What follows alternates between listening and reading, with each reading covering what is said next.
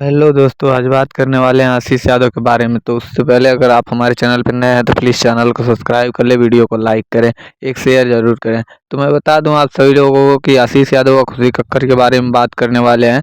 तो खुशी कक्कर और आशीष यादव का एक वीडियो बहुत तेज़ी से वायरल हो रहा है।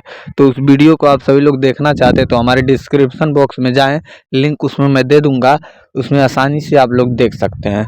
तो मैं बता दूँ कि आशीष यादव और खुशी कक्कर का जो वीडियो वायरल हो रहा है, तो उस वीडियो वायरल होने के बाद आशीष यादव सबको दे रहे हैं धमकी फ़ोन करके। तो मैं सभी लोगों को बता दूं कि इस वीडियो को देखने के लिए डिस्क्रिप्शन बॉक्स में जाके नीचे लिंक दे दूंगा, उसमें जाके आसानी से आप लोग देख सकते हैं।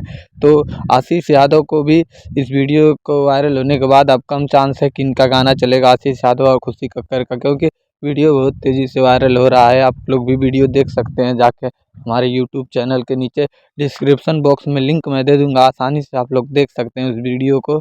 तो अगर आप हमारे चैनल पे नए हैं तो प्लीज़ चैनल को सब्सक्राइब कर लें, वीडियो को लाइक करें, हमारे साथ जुड़े रहें ताकि जो भी आशीष यादव से जुड़ी इन्फॉर्मेशन रहेगी आप तक आसानी से पहुँचा सकूँ।